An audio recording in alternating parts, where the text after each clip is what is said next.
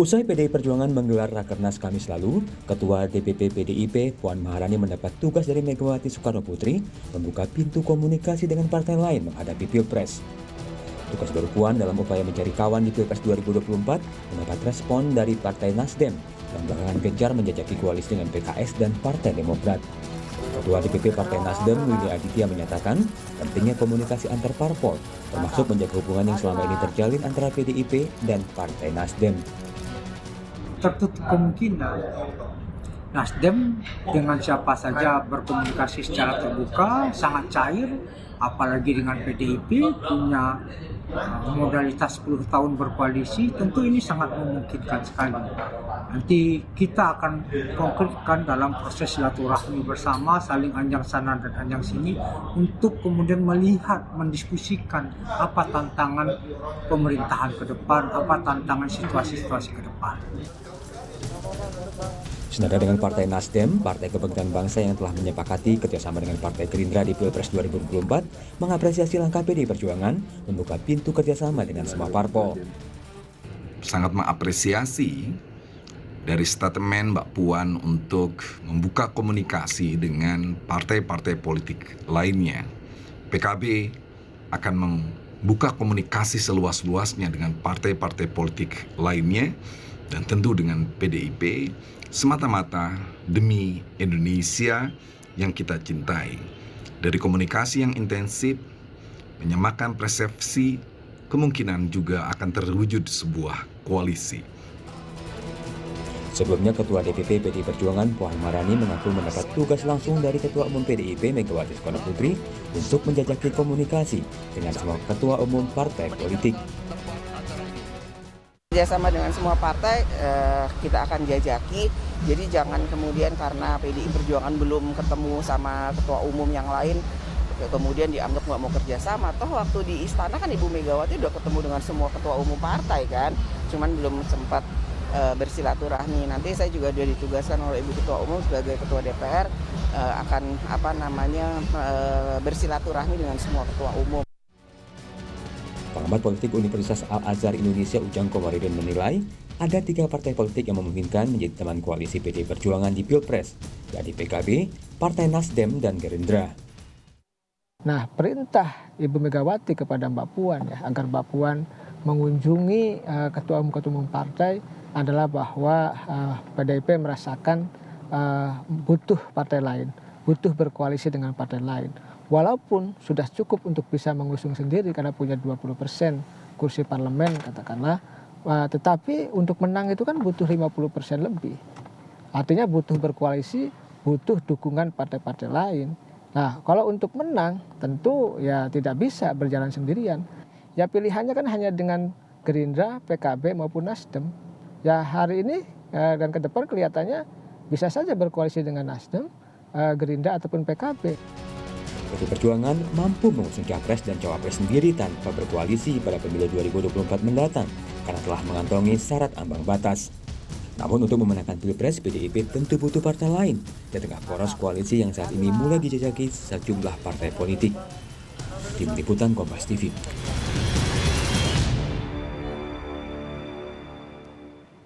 Jadi partai mana saja yang akan diajak berkomunikasi oleh PDI Perjuangan dan kemungkinan diajak bekerjasama untuk menghadapi Pilpres 2024 mendatang, siapa yang berpotensi menjadikan kawan koalisi PDI Perjuangan di Pilpres 2024.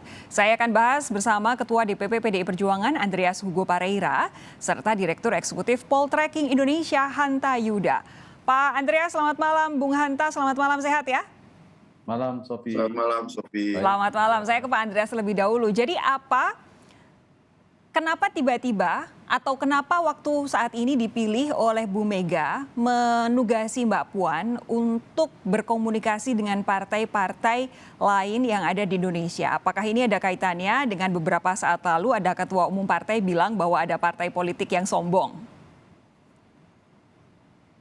Ya, itu tidak ada kaitan. Ibu Mega bisa menugaskan kader siapa saja, dan tentu dalam hal ini Mbak Puan dalam posisi sebagai seorang kader partai juga, yang kader partai yang sudah matang dengan berbagai posisi yang pernah diemban. Tentu kepercayaan dari Bu Mega ini tentu merupakan suatu kepercayaan yang harus diemban oleh Mbak Puan untuk mulai berkomunikasi dengan para ketua-ketua partai ya, dalam rangka ya melihat persoalan-persoalan bersama di bangsa ini, sebagaimana kalau kita perhatikan atau yang kami lakukan, yang kami alami di dalam Rakernas kemarin, bahwa kita ya memulai dengan melihat persoalan dan tantangan yang dihadapi oleh bangsa ini gitu. Sehingga rekomendasi-rekomendasi yang dikemukakan oleh PDI Perjuangan itu lebih pada berbasis pada persoalan-persoalan dan bagaimana tantangan-tantangan tersebut dihadapi oleh ya bangsa ini ke depan.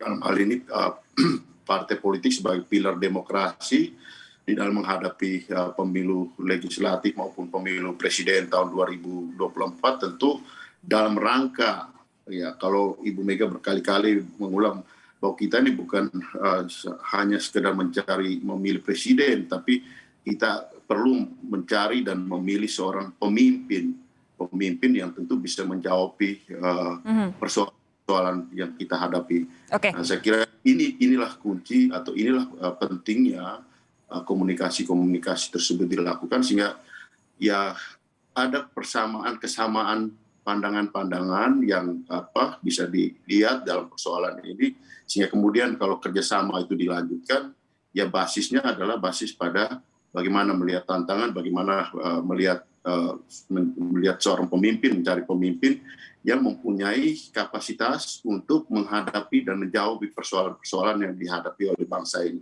Kita tahu betapa beratnya situasi yang kita hadapi ini. Baik, Bung Hanta, saya mau minta analisis Anda dong, mengapa timingnya sekarang dan mengapa yang ditugasi adalah Puan Maharani? Saya kurang jelas, mohon maaf. Mengapa timingnya sekarang untuk membuka komunikasi dan mengapa yang ditugasi Puan Maharani? Ya, saya tadi kurang jelas ya yang disampaikan oleh Bang Andreas. Saya ingin menjawab pertanyaan Sophie. Baik, saya kira karena PD Perjuangan sadar betul ya, karena dinamika politiknya semakin kencang, politiknya, skema politik itu arah-arah koalisi sudah semakin mengkristal. Jadi menjadi penting bagi PD Perjuangan.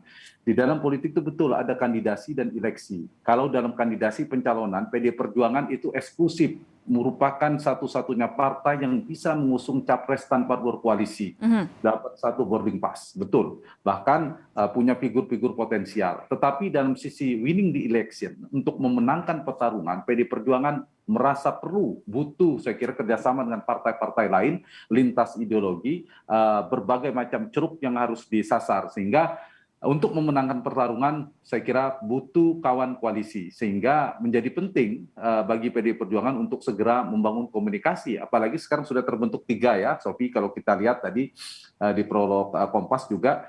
1, ada KIB, Koalisi Indonesia Bersatu, Golkar, PAN, dan P3. Kemudian ada kiper yang sementara, kita tidak tahu apakah itu akan solid atau masih cair. Koalisi Kebangkitan Indonesia Raya yang terdiri dari Gerindra dan PKB. Nah, yang ketiga sedang bangun komunikasi, yaitu Demokrat, PKS, dan Nasdem. PD Perjuangan, kita bicara arahnya kemana, itu kan ada berbagai opsi, banyak bagi PD Perjuangan, karena dia posisinya sangat strategis dan sebenarnya tidak terdikte oleh dinamika koalisi. Mereka bisa maju sendiri memang, tapi seperti saya katakan, butuh untuk memenangkan pertarungan. Opsinya saya kira yang pertama, bikin sendiri, maju sendiri. Tapi opsi ini saya kira kalau dilihat tendensinya Ibu Mega sudah memerintahkan Mbak Puan, itu mungkin tidak maju sendiri. Dan saya kira itu realistis, kalkulasi yang tepat. Nah, sehingga opsinya tinggal 2. Kalau ajak ya koalisinya, bergabung ke KIB atau koalisi yang satunya, koalisi bersama Gerindra dan PKB, itu opsinya bagi PD Perjuangan. Nah, yang ketiga, tadi kan masih Sophie tadi sampaikan ada apa? Prolog Kompas juga ada Nasdem ya, Bang Andreas. Nah, cuma kalau Nasdem ketarik itu memang PKS dan Demokrat itu berpotensi terancam tidak bisa ngusung maju sendiri. Sehingga karena PDIP kan sudah membuat ini, Pak Sekjen PDIP sudah membuat garis batas kemungkinan PD Perjuangan tidak berkoalisi dengan PKS dan Demokrat. Nah, jadi opsinya saya kira mungkin PD Perjuangan akan bekerja sama dengan berbagai macam partai yang sedang berada dalam pemerintahan. Apakah dengan KIB atau dengan KIR soal opsi nama. Anda tadi sempat bilang bahwa kalau yang ditugaskan adalah Mbak Puan, artinya kemungkinan besar akan koalisi. Apa maksudnya? Apa signifikansi Puan Maharani dengan kemana arah strategi koalisi PDI Perjuangan? Ya, pertama dari sisi Mbak Puan ya, kita tahu Mbak Puan adalah selain kita tahu putri mahkota Ibu Megawati, beliau posisi strategis di PDI Perjuangan. Jadi dua paket sekaligus ini. Satu membangun koalisi, sisi yang lain ada Mbak Puan Maharani. Jadi bisa dibaca bahwa PDI Perjuangan masih memasukkan radar nama Mbak Puan Maharani untuk dinamika Pilpres ya soal kandidat. Meskipun lagi-lagi itu dinamis. Sehingga jadi maksudnya adalah PDI Perjuangan tetap memunculkan nama Puan Maharani di bursa calon presiden, begitu? Iya, saya kira iya. Saya pikir nama itu tidak bisa dipungkiri. Meskipun ada nama Ganjar Pranowo, ada nama Mbak Puan Maharani. Jadi kalau realistis dua itulah sekarang yang mencuat di PDI Perjuangan, Bang Andreas ya saya kira. Selain ada nama-nama lain gitu. Pak Andreas, jadi sebenarnya ketua umum partai mana saja yang akan segera ditemui oleh Mbak Puan? Saya kira dari konteks ini tentu ya kalau kita perhatikan ya relasi antar partai politik ya. Relasi antar partai politik itu kan dibangun dalam tataran atau level-level peringkat gitu, relasi tersebut gitu. Mudah kalau kita berbicara dengan partai dengan ideologi atau kedekatan ideologi yang sama, sehingga di situ orang biasa bilang ada kerjasama atau koalisi ideologis. Kemudian ada juga kita melihat bahwa ketika partai-partai relasi antar partai itu bisa mempunyai pandangan yang sama terhadap tantangan-tantangan yang dihadapi oleh bangsa di dalam hubungan antar partai di mana-mana pun gitu. Apalagi kalau itu di negara-negara yang ideologis dan yang punya pandangan yang sama tentang tantangan bangsa itu kira-kira partai mana? Tentang persoalan-persoalan strategis. Nah, sehingga PDI Perjuangan di sini kan di Rakernas kemarin kan hasil dari Rakernas itu adalah mempresentasikan kepada seluruh kader, juga sebenarnya kepada seluruh bangsa, merekomendasikan kepada seluruh bangsa bahwa kita menghadapi berbagai persoalan-persoalan di bangsa ini gitu. Sehingga dalam kaitan dengan pemilu, pilpres, pileg yang ke depan, kita tidak hanya bicara soal pilpres, tapi juga bicara soal pileg. Karena yang akan dihadapi 2024 ini adalah pileg, pilpres, dan juga pilkada di tahun 2024 tersebut. Pak Andreas? Dalam konteks ini, persoalan-persoalan yang dihadapi oleh bangsa ini harus bisa dijawab oleh pemimpin. Nah, Ibu Mega selalu menekankan pada pemimpin. Bahwa kita bukan sekedar mencari seorang presiden. Nah, pemimpin itu adalah pemimpin orang yang mempunyai kapasitas, mempunyai kualitas untuk menjaga ideologi bangsa ini. Kemudian bisa menjawab persoalan-persoalan. Kita punya persoalan berkaitan dengan kalau apa yang dipidatokan oleh Pak Jokowi, disampaikan oleh Pak Jokowi, ketidakstabilan global yang berdampak pada situasi dalam negeri, situasi domestik kita. Kemudian hal-hal yang berkaitan dengan kedaulatan energi. Nah, ini persoalan masyarakat yang serius gitu. Sehingga Rakernas PDI Perjuangan berangkat dari bagaimana mengidentifikasi, mengenali dan kemudian mencari kawan, mencari relasi di dalam hubungan di dalam interaksi antar partai politik. Bagaimana kita melihat persoalan secara bersama. Tapi Pak Andreas, pertanyaan saya belum terjawab. Kira-kira dari kriteria yang tadi Anda sampaikan, partai politik mana yang kira-kira cocok untuk diajak ngobrol duluan dengan Mbak Puan? Nah, disitulah kita, Sofia, pahami bahwa di dalam relasi antar partai itu ada kawan ideologis, ada kawan strategis, dan ada kawan taktis. Nah, pahami dari situasi itu, dari bagaimana memperhatikan relasi antar partai. Sehingga bagaimana kita memulai pembicaraan itu gitu. Dan di sini tentu ada keterkaitan dengan norma etik relasi tersebut. Ada keterkaitan dengan kesejarahan antar partai tersebut.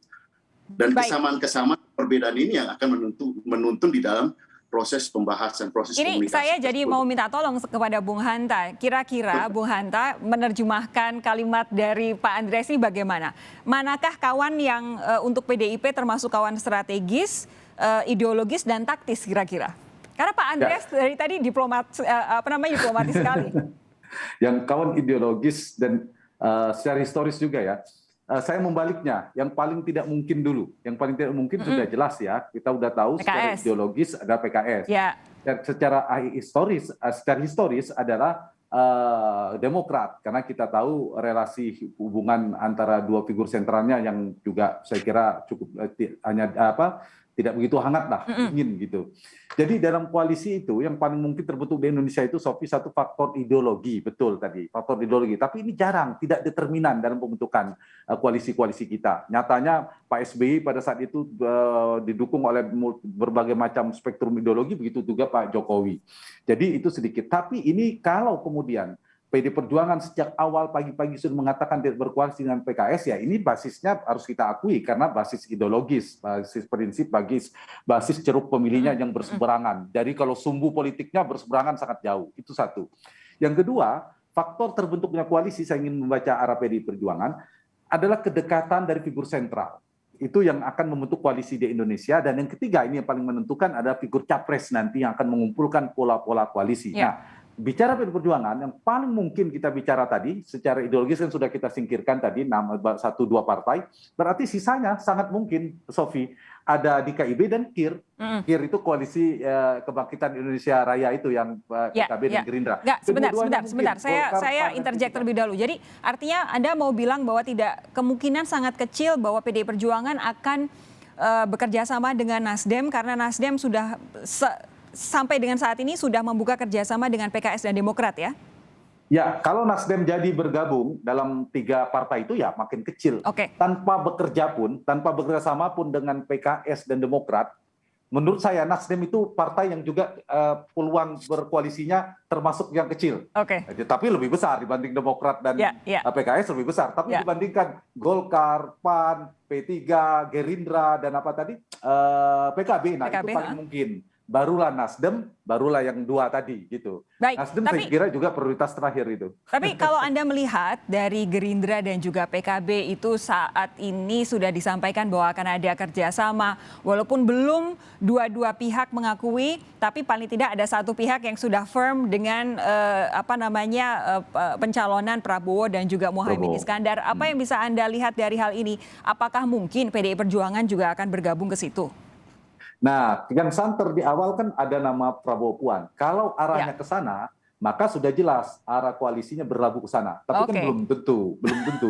Nah, kalau di KIB itu arahnya kita sementara nama yang bergulir di sana Bang Andreas adalah Ganjar katanya. Nah, maka bisa berlabuh ke sana. Jadi PDIP ini bisa kedua-duanya. Tinggal Mbak Puan nanti ada 3 opsi kalau bisa bicara nama sekarang, Sophie. Bisa Ganjar Puan, bisa Ganjar dengan si X, atau yang ketiga Puan dengan si X. Nah, gitu. 3 opsi itu tidak jauh-jauh dari itu, pasti antara 3 itu. Baik, saya minta Pak Andreas kalau begitu memberi tanggapan. Betul nggak nih analisisnya Bung Hanta? Ya, Sophie, kita tidak bicara nama dulu. Kalau nama itu adalah wilayah prerogatif Pak Ibu Ketua Umum Ibu Megawati Soekarno Putri. Tapi ya berkaitan dengan komunikasi politik untuk suatu tujuan dengan tujuan yang penting gitu. Kalau kita lihat di sini, kalau Ibu Mega mengatakan mencari seorang pemimpin untuk 2024 itu tentu hal yang sangat strategis untuk bangsa dan negara ini gitu. Nah, di dalam proses itu satu poin penting yaitu bagaimana membangun trust. Jadi trust building di antara para elit ini penting untuk kemudian ya kalau bilang kerjasama ke depan ini mau langgeng dan bisa membuahkan hasil, tentu membangun trust di antara para elit politik ini untuk kemudian memunculkan itu tadi nama tadi gitu. Nah, kemudian juga berkaitan dengan sini kita lihat bagaimana di dalam pola relasi antar elit politik di antar partai politik norma etik relasi yang selama ini berlangsung di antara elit politik di dalam sistem politik kita. Ya, Ibu Ketua Umum kan selalu, kenapa Ibu agak skeptis dengan kata koalisi gitu? Karena pertama memang soal kalau kita lihat sistem politik kita ini, sistem pemerintahan kita adalah presidensial. Tapi kita tahu juga bahwa di dalam parlemen kita multi partai. Jadi ya banyak juga orang melihat bahwa ya kita ini pseudo presidensial gitu.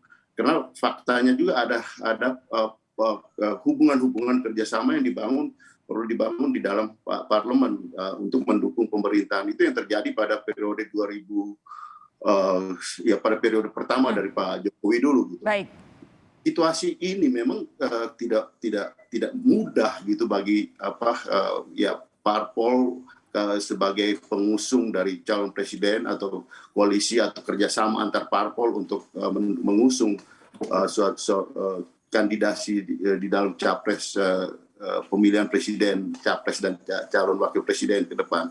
Nah, saya kira dinamika hubungan ini yang kita lihat akan berkembang dalam waktu-waktu ke depan, ya termasuk ya langkah-langkah yang akan diambil oleh PDI Perjuangan. Ya, tadi dari pernyataan Pak Andreas yang saya garis bawahi ini menarik sekali. Pak Andreas bilang mengapa Bu Mega terkesan skeptis terhadap koalisi ini pasti juga akan memengaruhi keputusan berapa poros, berapa koalisikah nantinya yang akan maju ke pemilu 2024. Tapi kalau Bung Hanta menilai saat ini cara-cara partai politik berstrategi, cara mereka membuka komunikasi, lalu simbol-simbol yang ditunjukkan, kira-kira nanti kita punya berapa poros sih menuju 2024 yang paling masuk akal? Ya, betul. PDIP termasuk variabel yang menentukan kita menjadi 2 atau 3 poros. Kalau 4 memungkinkan sekarang realitasnya kalau Demokrat, PKS dan Nasdem bergabung. Tapi kecil kemungkinan menurut saya. Nah, kalau PDIP kemudian, kalau 3 partai itu kemungkinan jadi yang tadi dua pemerintahan plus Nasdem, mungkin PDIP dan semua itu akan bergabung. Itu terjadi 2 poros.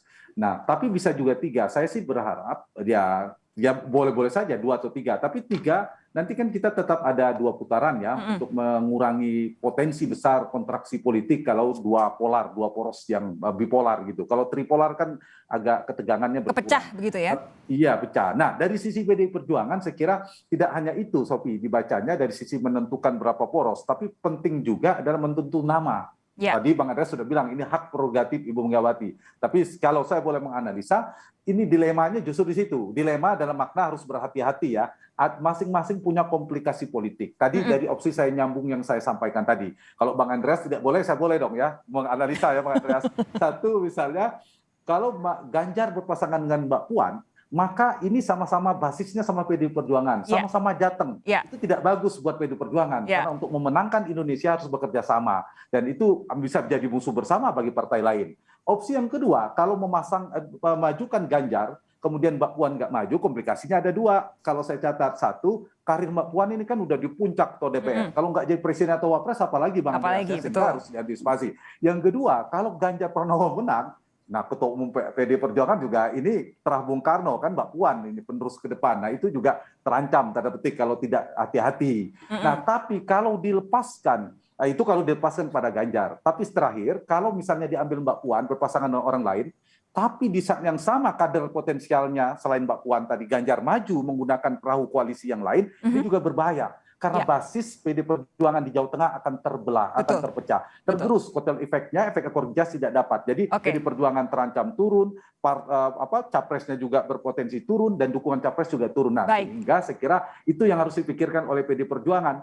Kalau ingin memajukan Mbak Puan, Bang Andreas, sama pentingnya membuat kader lain. Saya nggak menyebut nama Ganjar ya, meskipun Ganjar sebenarnya, itu dipastikan tidak boleh maju juga, supaya suaranya tidak tergerus. Sama pentingnya. Tapi kalau Ganjar tidak maju, Mbak Puan ya saya kira bisa solid juga suara PDI Perjuangan. Gitu. Ini pasti kalkulasinya sedang dibikin oleh PDI Perjuangan. Tapi Pak Andreas, terakhir sedikit, saya masih punya waktu 30 detik.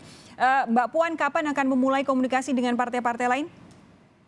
Ya, saya kira dalam waktu dalam waktu dekat tentu komunikasi akan. Karena selama ini sebenarnya komunikasi itu juga berlangsung sebagai Ketua DPR.